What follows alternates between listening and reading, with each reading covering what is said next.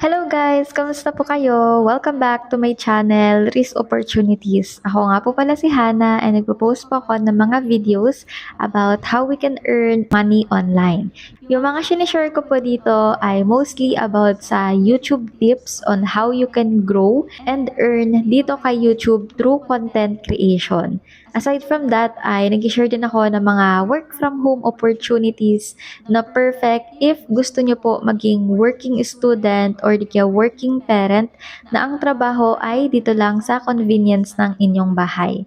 Para sa video natin ngayon, ang i-share ko sa inyo ay mga tips kung paano kayo kikita kay YouTube through your content. This 2025, napakadami nang nagke-create ng channels pero most of them ay hindi na monetize yung channels.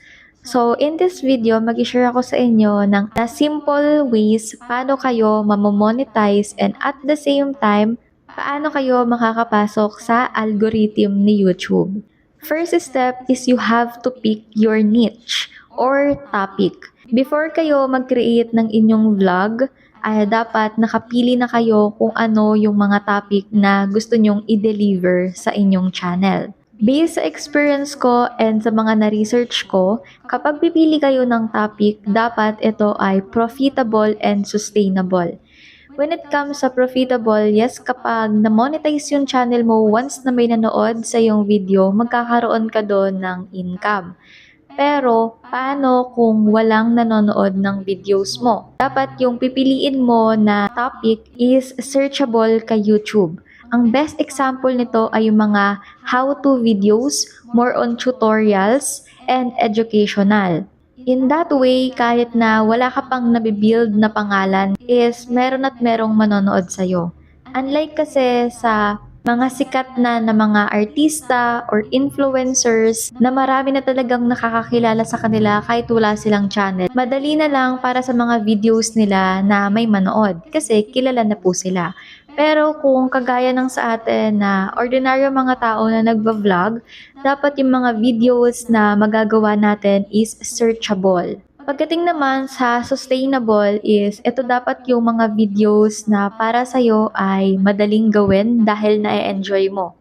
Kasi kung hindi mo forte yung gagawin mo ng mga videos, paano mo matatagalan yung pag-create ng mga contents about that? Kasi kung gusto natin na mag-grow tayo kay YouTube, dapat consistent tayo sa pag-upload. Magiging consistent tayo sa pag-upload kung na-enjoy natin yung ginagawa natin. Siguro dito papasok yung mga nagva-vlog na about sa kanilang lifestyle, yung kanilang kino-content. If yun naman yung forte mo, pwedeng-pwede mong gawin yung mga day-to-day vlogs. As long as maging consistent ka, makakapasok ka kay algorithm ni YouTube. Second is setting up and optimizing your channel. Ito ay hindi naman sobrang huge na step pero highly recommended to para of course maging maganda yung channel mo. Ito naman yung pag-edit ng iyong YouTube name, YouTube handle, profile picture mo sa YouTube, and yung banner mo. Unahin natin yung YouTube name.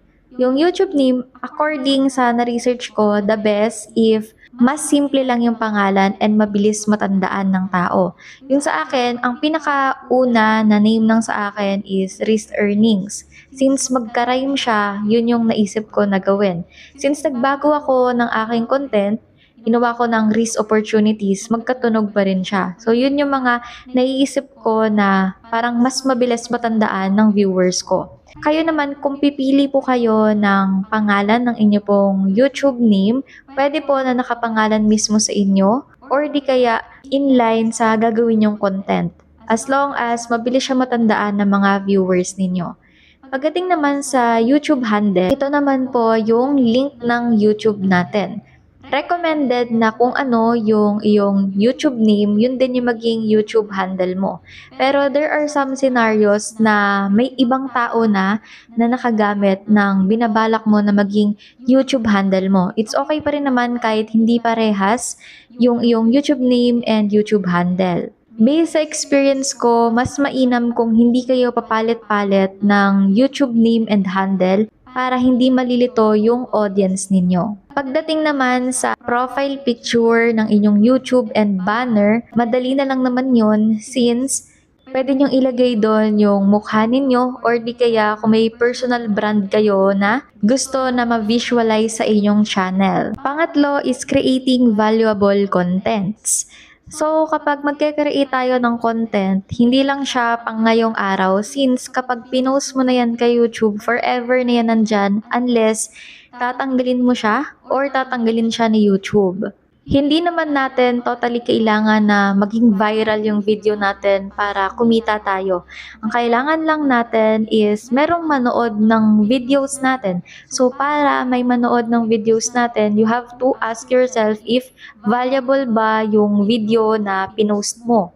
Kagaya nga ng sabi ko kanina, mas mainam yung mga how-to contents at the same time more on educational na mga videos. Since yung mga ganong klaseng contents which is valuable, timeless yung ganong video. So, ibig sabihin, meron at merong manonood nun as long as yung video mo will be helpful doon sa manonood. Now, pag-usapan naman natin ang ika-fourth step which is grow and monetize your channel. Sa pagmamonetize ng channel, meron tayong 4 na pwedeng pagkakitaan dito. Merong AdSense, channel memberships, super chats, pero yung super chats is during mga live streams. At ang ika-4 ay ang short funds or di kaya yung tinatawag na revenue sharing. Kapag magmamonetize tayo ng atin pong channel, dapat meron tayong 1,000 na subscribers and 4,000 na watch hours. Yung akin pong experience dito, personal ko na channel, kapag tayo ay magpapataas ng atin pong subscribers, kung gusto ninyo na mabilisan, meron pong tinatawag na mga sub to sub dito sa YouTube. Meron din siya sa FB, pero lahat naman ay may mga pros and cons. Ang maganda nun, mapapataas nun yung subscribers natin kagad. Pero yung hindi maganda doon, prone po yun na mawala din eventually yung nag-subscribe sa atin. Kasi matuturing sila na hindi genuine subscribers. Based din sa experience ko, nakakasira yon ng parang reputation kay YouTube since kung titignan sa pinaka-analytics ng channel mo, saan galing yung subscriber na yon. Since di naman sila nanood ng video mo or kung nanood man, wala pang 5 minutes, sinubscribe ka na kagad. So, malalaman ni YouTube na parang hindi genuine yung pagkakasubscribe sa'yo and eventually, possible nga po na mawala din yung subscriber na yon. Pero, based nga din po sa experience ko, although may iba na nalalagasan o namamainusan yung subscribers ko, makakatulong pa rin po yun para makagain pa rin po tayo ng subscribers natin. Kasi personally sa akin, nag-start din po ako sa mga sub to sub kasi wala naman pong nakakakilala sa akin. Like, sinong magsasubscribe sa channel ko. So, yung ginawa ko na lang is nagpa-sub to sub ako. Tapos, meron din ako mga friends sa Messenger, sa Facebook na pinapasubscribe ko yung channel ko. Dumako naman tayo pagdating sa watch hours. Sa watch hours, meron po 2 na pwede kong ma-recommend sa inyo. Which is, yung una, low lang yung risk and personal ko na din tong nagawa. Meron tayong tinatawag na playlist sa channel natin. Ang gagawin nyo po, once na meron na kayong mga na-upload na mga videos, mag-create po kayo ng playlist. Tapos, kayo po yung mag-self-watch nun. Basta ibang account yung gagamitin mo para panoorin yung mga videos na yun. Tinatawag pa rin siya na self-watch or self-support watch since ikaw lang naman yung nanonood ng video mo. Pero it's okay since ibang account mo naman yung gamit. Mare-recognize pa rin na YouTube as ibang tao yung nanonood ng vlogs mo. Kaya po, sinabi ko na gumawa kayo ng playlist kasi kapag manonood po kayo ng inyong videos, tapos hindi kayo nakafocus dun sa screen, may iba kayong ginagawa. After ng first video, pwede kayong mag-jump sa video ng ibang YouTube channel. Di ba ang goal nga is mapanood mo lahat ng video mo.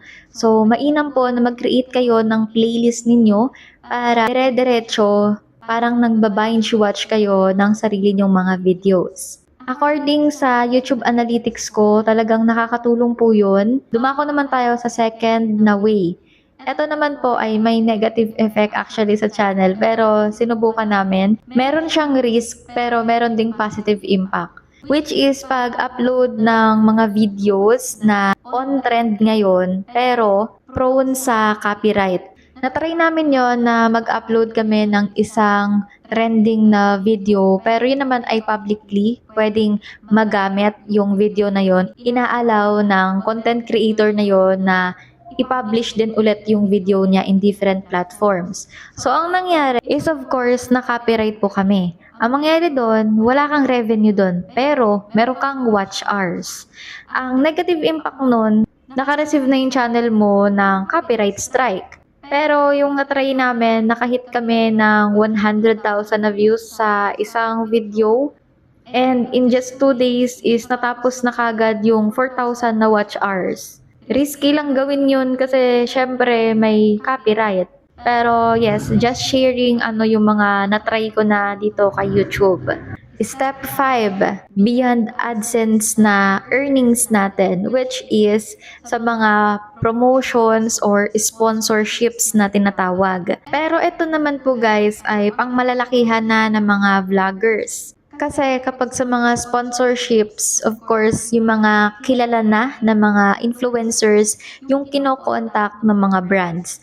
Pero don't worry, since ngayong 2025, naging famous na yung affiliate marketing.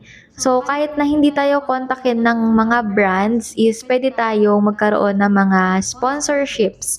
Through affiliate marketing, ibig sabihin, pwede kayong mag-promote ng mga products sa iyong mga videos. Doon naman, magkakaroon kayo ng additional earnings if ever na merong bumili ng product na promote mo under ng referral link na naka-attach sa video mo. Step 6, stay consistent and improve. Hindi naman po nangyayari overnight yung monetization or yung mga earnings natin sa YouTube. As long as maging consistent tayo and i-improve natin yung atin pong uploads, is malaki yung chance na makapasok tayo kay algorithm ni YouTube. Siguro sa susunod kong videos, tuturuan ko kayo kung paano nyo iintindihin yung YouTube Analytics. Kasi through YouTube Analytics, malalaman ninyo kung ano yung best time na mag-upload ka ng video, ano yung gusto ng mga audience mo, at saka doon mo din makikita kung anong style ng mga videos yung mas mataas yung recommendations ni YouTube sa'yo. Well, ayun lang naman yung top 6 na pwede kong ma-share sa inyo kung gusto nyo pong kumita dito kay YouTube. Honestly, hindi madali ang content creation pero maganda siya since convenient siya sa time mo at the same time, in the long run, malaki yung magiging benefit mo dito. But of course, nasa sayan kung gusto mo tong itry. If ever na meron kayong mga suggestions and gustong i-request ng mga videos na gagawa natin ng tutorials and how-tos, i-comment nyo lang po yan dyan sa my comment section. I hope na nakatulong itong video sa inyo for some reasons. Kung nagustuhan niyo po ito, don't forget to like. And of course, kung bago ka pa lang sa aking channel and gusto mo po ng mga ganito na klaseng content, i-click mo na po yung subscribe. Yan din po ang notification bell para palagi ka na pong updated kapag po may pinupost po ako na mga videos. Ayun lang guys, marami pong salamat sa panonood. Ingat po kayo palagi and God bless po. See you again in our next vlog.